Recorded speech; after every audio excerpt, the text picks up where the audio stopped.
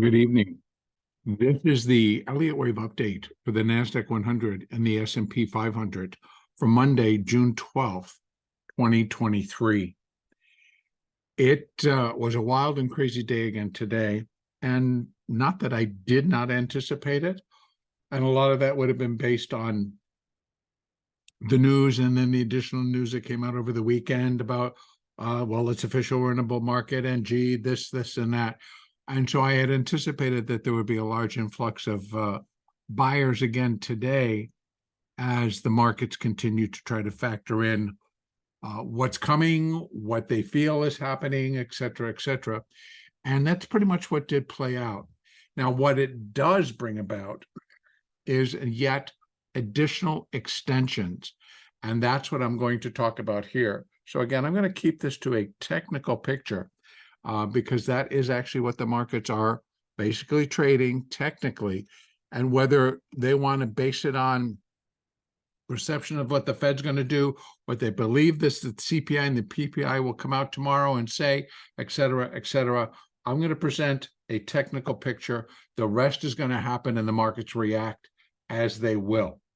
Now, I have been continuing to count what I believe is a five-wave move up off of the March lows. So the March 12th low continues to be a five-wave structure based, but of a minor degree. And that minor third wave has been stupendous to not to downgrade it at all. It has just been an incredibly extending third within it. And going back and just reviewing what Elliott often talked about as that third waves are most often the longest and the strongest and contain a large extension within it, and that happened within this third wave. And so as the market continued to pull back slightly, go up, pull back slightly, and continue to rally without actually pulling down to put in what would be a more acceptable minor fourth wave, it just continues to bring about a situation where that minor third is continuing to extend.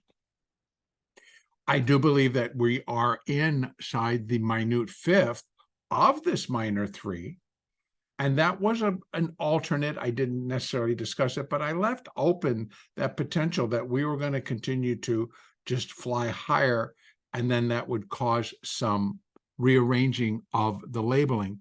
Now, I know a lot of people really find fault with that, but again, I just want to state that it is not me that gets to tell the market what it's doing or what it needs to do. The market will always tell us what it is doing and what that path will be. So being that this whole count is fluid and in motion, leaves me in a position where I need to make my updates based on what the market is telling me. Now, I have been discussing and using fibs and showing the strong potential that the market was going to move above 15,000. That has now occurred.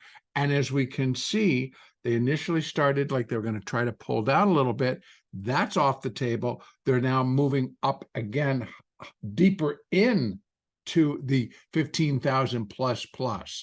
So let's take a look at what comes next. As we can see, if I bring this back down to the hourly chart now, what can we look for in this minute fifth wave? And what, again, the extensions come from are we compare minute fifth to minute wave one, and then that's where these fib extensions are running all the way here. But because of the length of that third wave, I have to go to the 4-hour chart to show you where that minute wave one is. Still in pretty much the same place with wave two. It was this third that just extended and continued to extend.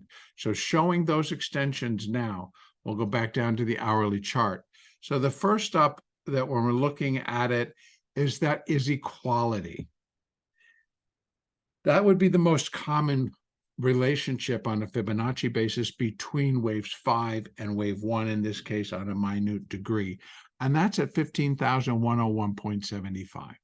That's our next resistance level. Now that we've kind of got past 0.786 and 0.750, both of those were blasted through early in the session. And this came early, and then we continued to climb. In fact, even if I can just move this up so we can see the depth, it just was very steep, very strong, and everybody just piling back in. But again, it truly was not broad-based.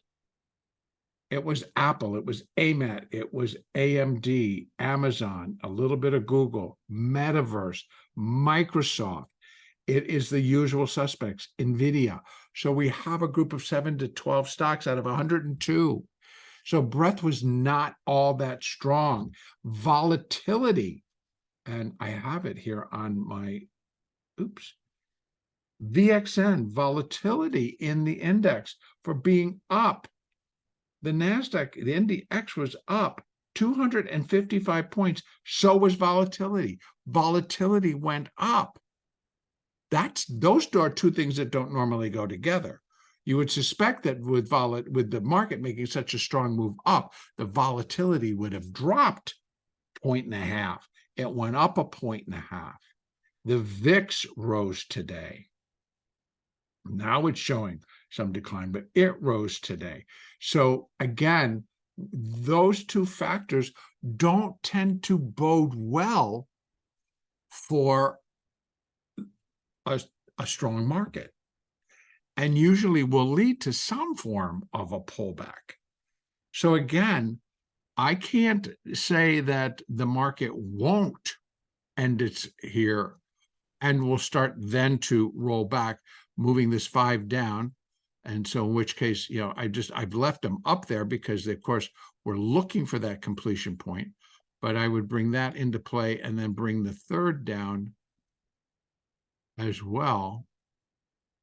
Let's just bring it down inside the picture, which would then possibly drive us back into that 4th wave, that minor 4th wave that I continue to look for to finish this very strong, very powerful C wave. Now, again, as I talked about yesterday, I will begin again today, and even on a technical basis, I cannot put down or put out of the picture that some of the alternate views, one of them being that I talked about yesterday and will bring up again today, that this rally does carry the NASDAQ up and into including at least a run towards that 16,787 level, which is the all-time high. And I'm just going to take a peek out here because what we've got going on, we surpassed 618. So I took away a lot of the additional in between these moves because they are not valid anymore. So once we surpassed 618, which was at 14,403, actually it was 14,367, that drives where our next for the primary B wave, yep, it can stop before. So I could include maybe 0.786, et cetera, which it might be, let's just throw it in there to see what it would represent, what level it represents. And I'm going to put it here and I'm going to call it 0.786, 0.786. And I will not leave it in the magenta color. I am going to put it in this red color. And so here we have it, and we've already surpassed that. And that was at, no, we haven't surpassed it. I take that back. That's 15,428. So I'm going to open this back up. So we still have some before we would reach that 100% level. So in other words, where can wave be? Wave B, I continue to include the irregular section of it. So if indeed that, I could add one more. So let me just go ahead and fill that in as well, 1.236. If the market were going to actually go into an irregular B wave, That suggests that it goes above the high or the starting point of wave A, which is 16,767. That's existing all-time high. We'd be looking for this market to kind of cruise and move to a new all-time high. Well, then we start looking at those fib relationships, and the first one being 1.236, which is 18,250. These are out there. They're technical. So are they extensions? Yes, they are. They're technical, and the market is showing that, yep, we may not stop. And I'm not speaking to anything about, well, it's a new bull market, it's new this. That's not my point. My point, I'm going to stick to the technicals, and my technicals tell me that we're still within a primary B wave, which is a counter trend rally. That doesn't mean that I'm not participating on the long side here, folks. I want to be very, very clear. It doesn't mean you just continue to short into this, because when the market has the potential and the possibility of continuing to rise, you don't just continue to carry a short. You don't stand on the sidelines anymore. If you're a trader, then you need to participate. What can happen, sudden turns, sudden drops, sudden rallies. That's been a part since we broke above 13,068, 568. We've started to just thrust higher. And then we've had strong declines back down, 400 or 500 point declines, and then they rally it right back up again. So all of this continues to exist, and we need to be careful about how we're going to choose to trade. So back out of that weekly. So those numbers still exist. And so I cannot discount the probability. It's out there and technically possible, but the market's going to tell us. I can't tell the market. So what can we continue to look for? Well, first of all, tomorrow we have this, I believe it's CPI tomorrow and PPI on Wednesday. Let me just double check. So we have on Tuesday, we have consumer price index, and then the core CPI, and year over year we have all the CPIs. And on Wednesday we have the producer PPI, and then also on Wednesday we also have the Fed. So we've got a lot going on this week, and for whatever reason they're coming in and they're just continuing to buy, possibly in preparation for what they see happening. And it's getting pretty strong that the market's interpretation is the Fed will pause.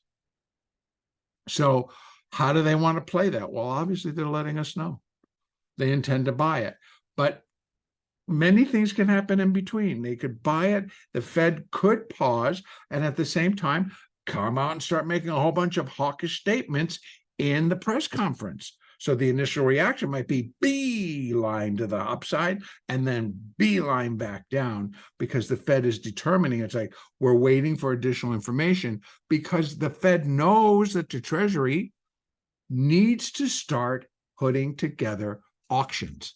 They need to start auctioning off and putting in to, have the money to pay the bills. It's got to come from somewhere. So we've not really been having to deal with yet what the anticipated liquidity drain may or may not be. And we still have a lot of things out on the table that the market needs to tie up and put together before we're going to get into what could be our next longer term move. Also, technically within all of this, we have a very, very dependable 4-year cycle, which has been in its up phase. Doesn't mean it can't stop. Doesn't mean that we might not have it come in early and peak and turn. And so, we had the same situation going into 2006. We had a 4-year cycle come into bottom, and it produced a very strong rally again, and then we crashed. We went into the great financial collapse before that cycle actually turned. Who knows what can happen? These are things that are still out there, but what is continuing to support our market at the moment. So again, for tomorrow, I'm looking for the completion of the minute fifth wave and the turn lower in a minor fourth wave. What's going to produce it? Your guess is as good as mine, but it's what I'm looking for. And then once we do get a top, we can put in the fibs to determine, well, what could that fourth wave look like? Well, I'm going to tell you right off the bat, when I have to go and put this all in for this entire third wave, which is going to be from here to wherever this ends, it's going to be quite the move. We're talking about going from 12,802 up to wherever this stops. That's like 1 3/4, 1,700 some odd points, almost 3,000. That's a lot.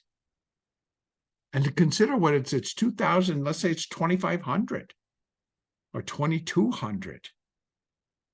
That's a lot to think about. And a 40% retracement, instead of just coming back to the fourth wave of 1 lesser degree, which would be a 600-point drop. But we need to get that in before we really start to push up yet again to complete the larger pattern in progress. Okay, so our moving averages, everything continues to support the move. If I bring it down to the hourly chart, it continues to support the move. The 4, the 20, the 8, they're all pointing very sharply higher. Even the 50s now catching some fire. And the 200s want to, but they're a little bit slower. But the balance is continuing to point higher. What makes it more difficult, by the way, when you're day trading, is it's not pulling back. So it makes it more difficult that you want to buy into this because a sudden turn can just come. It could come. And when you're trading, you don't need to put something on looking for you're going to make $300 or $400 or $500, and the next thing you know, you're down $1,000, $1,200, $1,500, $2,000 as it makes this quick turn down. So it does present its challenges as well. So I think we still have continued upside now. The 100% level for minute 5, that's the most common equalities, 15,101. So we're going to see we got from here, but it could stop. It could stop and we can turn, but that would be the 100% level. And we're in between it right now. So it could be done. And then we get a 3, and then we put that 4 in. We shall see. Now, over in the S&P, it's even a more interesting story because it is now, see that's blow off for sure, but it took out the triangle pattern. Sorry to say, it has taken out the triangle pattern. And so now what we've got to go is just a normal 1, 2, 3, 4, and we're in a small, well, it's just a large fifth wave, but a fifth wave to finish minute 3. So the triangle got broken apart today. Now, if I open this up a little bit more, there's a couple, it's just been a difficult market to pinpoint exactly what are the intents and what's going on. We've had a lot of adjustments. We've had a lot of news. We've had a lot of different things come at the market. It reacts and then decides to continue to move in a particular direction. A lot of that has felt like it's just off base. But nonetheless, this is kind of what we're dealing with. And it's, again, the market that's going to tell us. I cannot, or we cannot tell the market, you need to do this. And so therefore, that's why I will not say, I guarantee that this is what it's going to do. I can't. And those that say that they can, please don't bring it to the trade. Don't bring it to the comment section because you can't guarantee anything. The market can't guarantee anything. I can't see how anybody else thinks they can. So here's our best estimates of what's coming through. So now, if we're in this minuet wave 5 to complete this third, well, 0.618 for the fifth wave when comparing it to the first, right? So here we have in the minute and in the minuet level, a minuet 5, the 0.618 is 43.88, and we've now surpassed it. It truly wants to hit 4,400, but before that, we have 70.5, which again, in the S&P, I continue to use it as it is the old SPX market makers. So it's one that they've always used in the S&P. I'm continuing to just display it. That's right about that 4,400 level. Now, most common fifth to the first, the 100% level, which is at 44.37. But before we get there, we've got some other numbers. We have the whole minute degree would be 1.618 of wave one, right? Pretty much also common at 44.27. So we have 44.22, and that's the 70.5 for the B wave. So we're now getting close. We're getting close to reaching very high levels where we're going to be looking at that 4,800. So again, that would be, again, that the 70.5 is for the B wave. I just got to move this out so we can see it. The 70.5 is actually for the B wave. And then the 100% is for the third wave. And then we have 1.618 for the fifth wave. So at 45.16, 44.54, 37.23. So from 4,000 all the way up to 44.54, we have a pretty strong cluster of resistance. And hopefully that'll be enough to complete this minute third, set us up again for a fourth wave. And I know it's been a tough road, and it has not been easy to count, and it has not been easy. It's not been as more difficult. It's not as hard as you think to trade, because you just have to follow the price action. But again, I just want to tell people, it's like you keep waiting to short it because you're looking for downside, and the downside's not coming yet. I don't know what to say other than try to be flexible, because we need to be participating, because there are upside trades. Even if they're just for the day, even if they're just swing trades, they are existing. So in any case, I would be expecting a little bit more upside. But again, here we have the deal. Tomorrow's CPI, Wednesday's PPI, and the Fed. A lot of things can happen. And they could be quick, and they could be sudden. And then maybe we start rallying again. I don't know. We'll have to wait and see.